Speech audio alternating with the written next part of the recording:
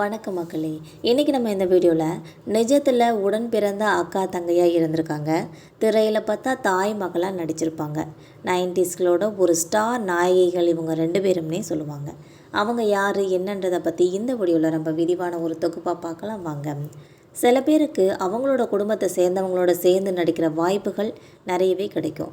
அப்படி ஒரு நடிகை தன்னோட தங்கைக்கு அம்மாவாக நடிச்சிருக்காங்க. அவங்க யாருன்றதை பார்க்கலாம்.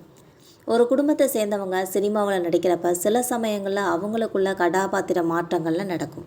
சிலர் சேர்ந்து நடிக்கிறதுக்கான வாய்ப்புகள் அமையிறதே இல்லாமலே போயிடுது. சில பேருக்கு தங்கள் குடும்பத்தை சேர்ந்தவங்களோட நடிக்கிற வாய்ப்புகள் கிடைக்குது.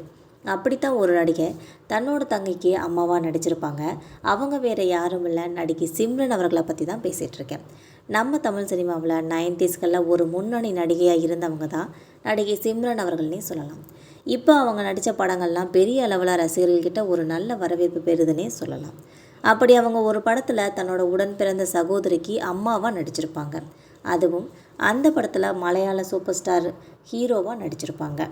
தன்னோட நடிப்பால் தமிழ் சினிமாவில் அவங்களுக்குன்னு சொல்லி ஒரு தனி இடம் படைச்சிருக்காங்க நடிகர் நாசர் அவர்கள்னே சொல்லலாம். அவரை பலருக்குமே நடிகராக மட்டும்தான் தெரியும்னாலும் அவர் 5 படங்களை இயக்கியிருக்காங்க என்பது குறிப்பிடத்தக்கது. இது பல பேருக்கும் தெரியாத ஒரு தகவல்னு கூட சொல்லலாம். தென்றல் வந்து தீண்டும் போது என்ன வண்ணமோ அப்படிங்கிற இந்த பாட்டு மூலமாக தான் அவதாரன்ற படத்தை இயக்கியிருப்பாங்க. அந்த வகையில் இயக்குனர் நாசர் அவர்கள் இயக்கின படங்களில் ஒன்று தான் டாப் கார்னர் அப்படின்ற ஒரு படம். இது மலையாள சினிமாவோட முன்னணி நட்சத்திரமாக இருந்த மோகன்லால் அவர்கள் தான் ஹீரோவாக இந்த படத்தில் நடிச்சிருப்பாங்க. இந்த படத்தில் நடிகை சிம்ரன், ஜோதி நேவல், ஊர்வசி, விவேக், ஸ்ரீமன், MS விஸ்வநாதன் சொல்லி நிறைய பேரும் இந்த படத்திற்காக உழைச்சிருப்பாங்க. கதை திரைக்கதையெல்லாம் நாசர் அவர்களே எழுதி இந்த படத்தை இயக்கியிருப்பாங்க. யுவன் சங்கர் ராஜா அவர்கள் இந்த படத்திற்காக இசையமைச்சிருப்பாங்க. நாசர் அவர்களோட மனைவி கமிலா நாசர் அவர்கள் தான் இந்த படத்தை தயாரிச்சிருப்பாங்க. படத்தோட கதையை பொறுத்த வரைக்கும் இசையமைப்பாளராக இருக்கிற மோகன்லால் அவர்கள் ஒரு நடன கலைஞரான சிம்ரனை காதலித்து திருமணம் செஞ்சுக்கிறாங்க. இவங்களுக்குள்ள பொதுவான கலைங்கிற விஷயத்தில் ஈகோ வந்துடுது.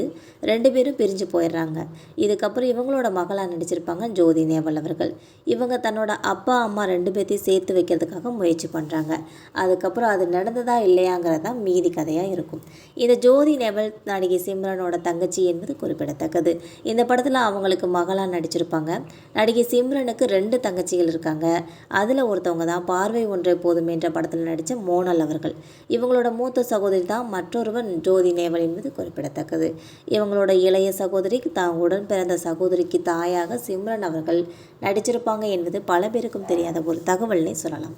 மக்களே, இந்த மாதிரி சினிமா தகவல்கள் உங்களுக்கும் வேணும்னா மறக்காமல் நம்ம சேனலை சப்ஸ்கிரைப் பண்ணி பெல் ஐகானை கிளிக் பண்ணி வச்சுக்கோங்க.